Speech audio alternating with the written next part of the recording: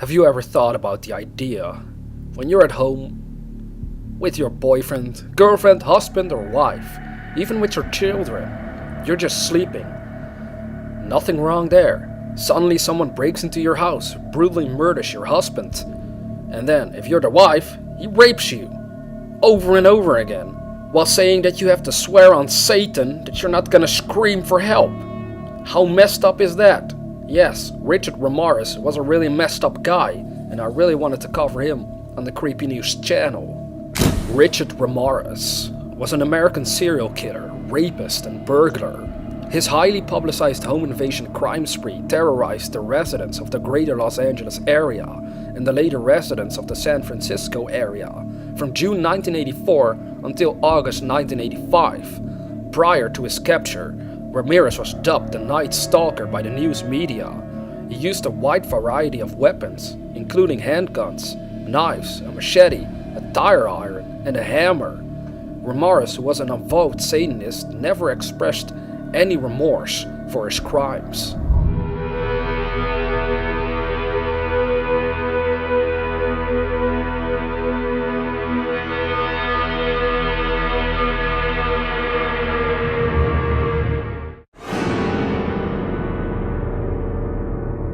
Serial killers do on a small scale what governments do on a large one. They are a product of the times, and these are bloodthirsty times. Even psychopaths have emotions if you dig deep enough, but then again, maybe they don't. Do you have emotions, Richard? No comment. Richard Ramirez. There was so much wrong with this guy. In this video, I specifically wanted to share with you all the details of the murders he committed, so this will be quite a long video. Of course, after he was caught killing at least 14 people, he was sentenced to death. But again, this was one of those serial killers that wasn't put down like an animal quickly. No, he spent years on death row, and the craziest part of it all was that he never received the death penalty. He died due to sickness, so the state wasn't able to give him what he deserved. His penalty almost makes it seem as if he got the easy way out. A lot of times they can't just execute someone after they were found guilty. A lot of shit happens in court before that moment, and that time span ultimately allowed this monster to get the easy way out by dying of sickness. Now the sickness could be considered torture for him, I don't know, but I'd imagine for many families that seemed like he was lucky in some sense, and they never received justice for how he cold-bloodedly removed loved ones from their life. Before we get into the killings though, there's one specific part of his childhood that can really explain a lot about future events. Because as a 12-year-old he was strongly influenced by his older cousin Mike Ramirez, a decorated US Army Green Beret combat veteran who often boasted of his gruesome exploits during the Vietnam War. He shared Polaroid photos of his victims, including Vietnamese women he had raped. In some of the photos, Mike posed with the severed head of a woman he had abused.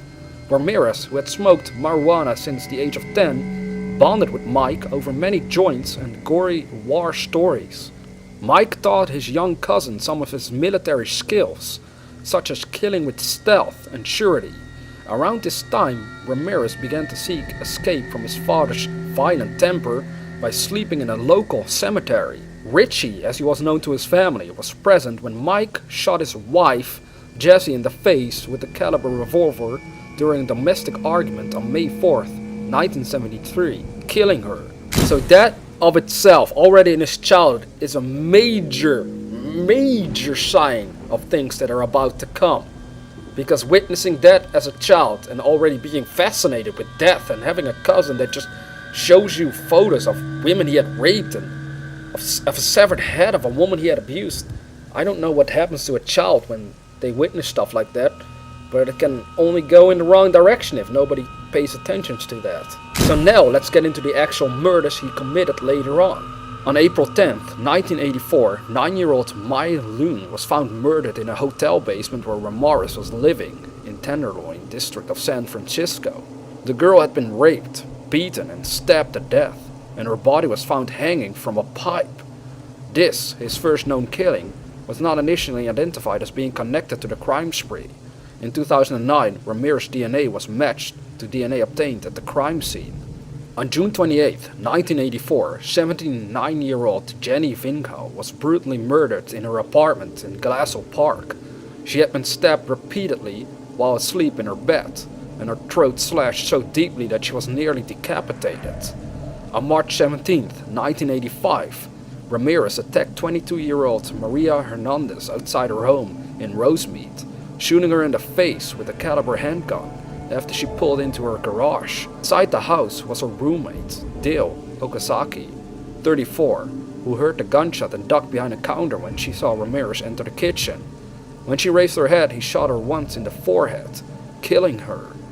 Within an hour of the Rosemead home invasion, Ramirez pulled 30-year-old Tsai Lian Yu out of her car in Monterey Park, shot her twice with a caliber handgun and fled. She was pronounced dead on arrival at the hospital. The two murders and third attempt in a single day attracted extensive coverage from news media, who dubbed the curly-haired attacker with bulging eyes and white-spaced, rotting teeth the walk-in killer and the valley intruder. On March 27, 1985, Ramirez entered a home that he had burgled a year earlier in Whittier at approximately 2 a.m. and killed the sleeping Vincent Cesara, aged 64, with a gunshot to his head from a caliber handgun. Cesar's wife, Maxine, aged 44, was awakened by her husband's murder, and Ramirez beat her and bound her hands while demanding to know where her valuables were. While he ransacked the room, Maxine escaped her bonds and retrieved a shotgun from under the bed, which was not loaded. That's so unfortunate for her at the time.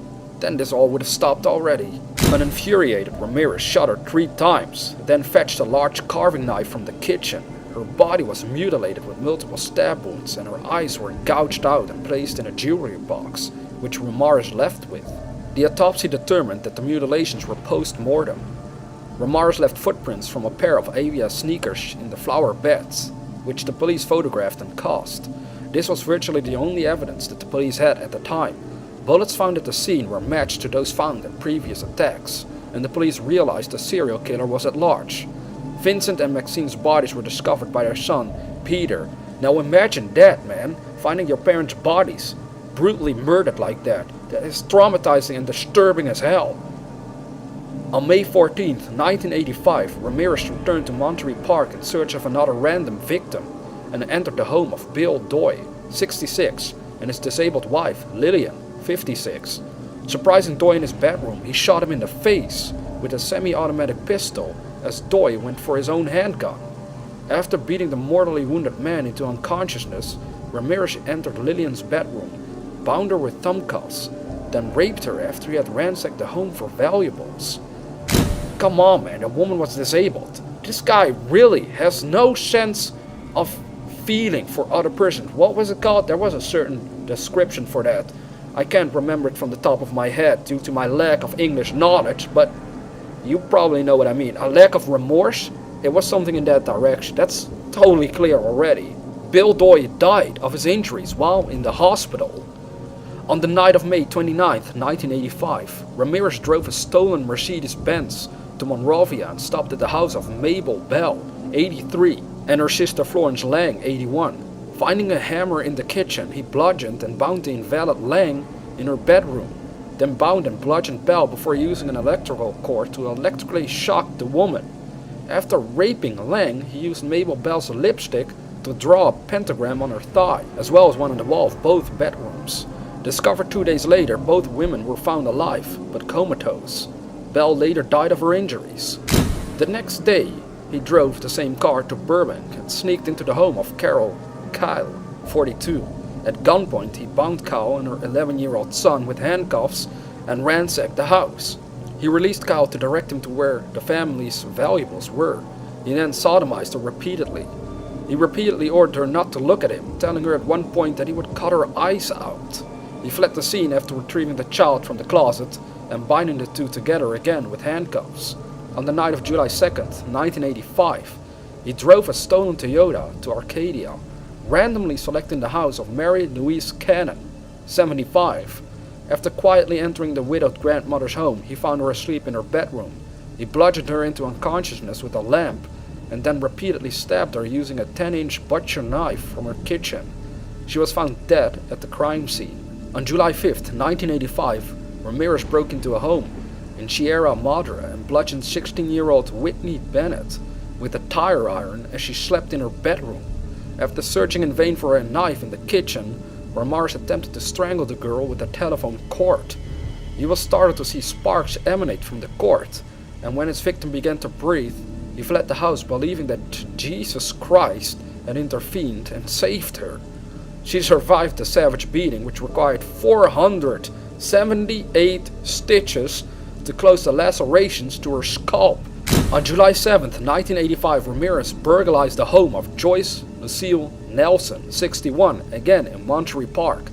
Finding her asleep on her living room couch, he beat her to death using his fists and kicking her head. A shoe print from an Avia sneaker was found imprinted on her face. After cruising 2 other neighborhoods, he returned to Monterey Park and chose the home of Sophie Digman, 63. Ramirez assaulted and handcuffed Sophie at gunpoint, attempted to rape her, and stole her jewelry. When she swore to him that he had taken everything of value, he told her to swear on Satan. This guy's out of his mind. On July 20th, 1985, Ramirez purchased a machete before driving a stolen Toyota to Glendale. He chose the home of Lila Knighting, 66, and her husband Maxon, 68. He burst into the sleeping couple's bedroom and hacked them with the machete, then killed them with shots to the head from a caliber handgun. He further mutilated the bodies with the machete before robbing the house of valuables. After quickly fencing the stolen items from the Knighting residence, he drove to Sun Valley. At approximately 4:15 a.m., he broke into the home of the Covenant family. He murdered Channeling Covenant by shooting the sleeping man in the head with the caliber handgun, killing him instantly. He then repeatedly raped Sumkit Covenant, beating and sodomizing her. He bound the couple's terrified 8-year-old son before dragging Sumkit around the house to reveal the location of any valuable items, which he stole. During his assault, he demanded that she swear to Satan that she was not hiding any money from him. On August 6, 1985, Ramirez drove to Northridge and broke into the home of Chris and Virginia Peterson. He crept into the bedroom and startled Virginia, who was 27. He shot her in the face with a semi-automatic handgun. He shot Chris Peterson in the temple and attempted to flee, but Peterson fought back and avoided being hit by 2 more shots during the struggle before Ramirez escaped. The couple survived their injuries, so they were actually very lucky if you think about it. Because this woman was shot in her face. I can't even imagine that, man. This is all so messed up. On August 8th, 1985, Ramirez drove a stolen car to Diamond Bar and chose the home of Sakina Ebelweth, 27, and her husband Elias Ebelweth, 31. Sometime after 2:30 a.m., he entered the house and went into the master bedroom. He instantly killed the sleeping Elias with a shot to the head from the caliber handgun.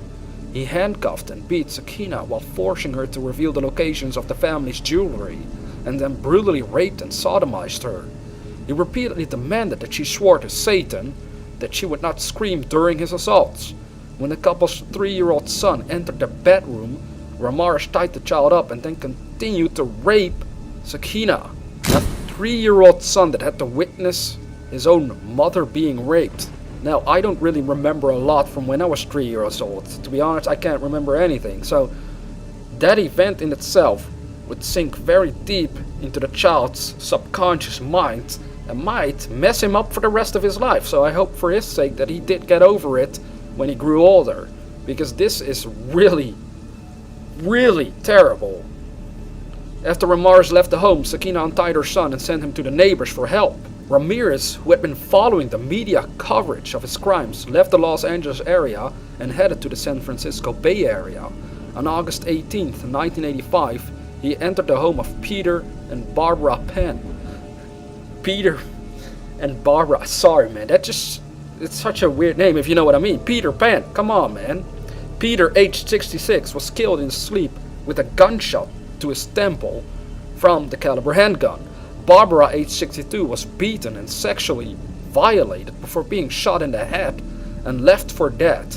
At the crime scene, Ramirez used a lipstick to scrawl a pentagram and the phrase "Jack the Knife" on the bedroom wall. When it was discovered that the ballistic and shoe print evidence from the Night Stalker crime scenes matched the Penn crime scene, then Mayor of San Francisco, Dianne Feinstein, divulged the information in a televised press conference. This leak infuriated the detectives in the case, as they knew that the killer would be following media coverage and have an opportunity to destroy crucial forensic information and evidence. Ramirez, who had indeed been watching the press, dropped his size 11.5 Avia sneakers over the side of the Golden Gate Bridge that night. He remained in the area for a few more days before heading back to the LA area. On August 24, 1985, Ramirez traveled 76 miles south of Los Angeles in a stolen orange Toyota to Mission Viejo. I don't know if I pronounced that right, probably not. And broke into the house of Bill Carnes, 30, and his fiancée Ines Erickson, 29, through a back door. He entered the bedroom of the sleeping couple and awakened Carnes when he cocked his caliber handgun. He shot Carnes 3 times in the head before turning his attention to Erickson. Ramirez told the terrified woman that he was the Night Stalker and forced her to swear she loved Satan as he beat her with his fists and bound her with neckties from the closet. After stealing what he could find, he dragged Erickson to another room to rape and sodomize her. He then demanded cash and more jewelry, making Erickson swear on Satan there was no more. Before leaving the home, Ramirez told Erickson, "Tell them the Night Stalker was here." As he left in the Toyota, 13-year-old neighbor James Romero III noticed the same weird-looking guy in black that he had seen earlier in the night and thought suspicious, and he decided to write down as much of the license plate as he could. Ines Erickson untied herself and went to her neighbor's house to get help for her severely injured fiancé. Surgeons were able to remove 2 of the bullets from his head, and he survived his injuries. When news of the attack broke, Romero told his parents about the strange man in the orange Toyota, and they immediately contacted the police and provided the partial license plate number. Erickson was able to give a detailed description of the assailant to investigators.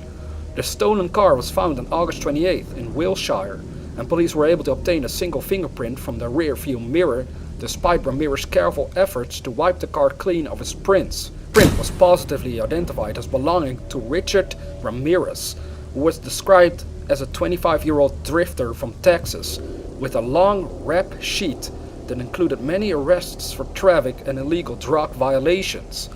Law enforcement officials decided to release a mugshot of Ramirez from a December 12, 1984 arrest for a car theft to the media, and the Night Stalker finally had a face. At the police press conference it was announced, "We know who you are now, and soon everyone else will. There will be no place you can hide." So those were all the details of his killings, and he has a really specific pattern to what he does. First of all, he kills the husband and he rapes the wives and he steals all their valuables. So that in itself is really sick. Oh, you think, Renil? Is that sick? Yes.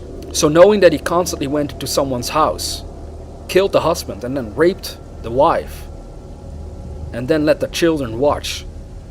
All these things together are so messed up on so many freaking levels. This guy is beyond any saving. There's no way that he would have been able to turn to a normal life after being a crazy madman for so long. What do you think of the idea that he actually didn't receive the death penalty because, as I said in the beginning, he died of sickness? To be specific, it seems Ramirez died of complications secondary to B-cell lymphoma at Marin General Hospital in Greenbrier, California. He had also been suffering from the effects of chronic substance abuse and chronic hepatitis C viral infection. So what are your thoughts about that? Because I can imagine for many of these families, that must have seemed really easy for him. Although I don't know anything about these sickness or these infections that he had, that's why I call it torture. Maybe that must have been bad already for him. But if I was one of the family members of any of these people, I would probably be like, why the fuck didn't you execute him earlier then, man? Before he died of sickness. But anyways, he's dead.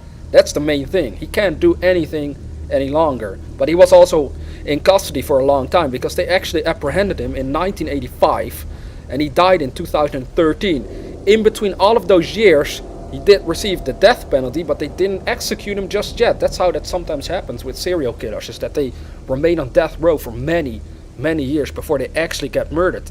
I think it's also a way of punishing them, because then they know that they're gonna be executed, but they just don't know when.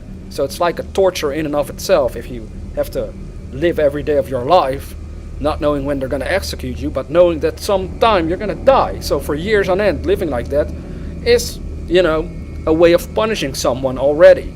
But was that enough punishment? I don't know, man. I really don't know. I just know that this was one sick motherfucker. I'm sorry for my words. Anyways, if you found this story interesting, please hit the like button below. And as always, dear viewer, have sweet dreams.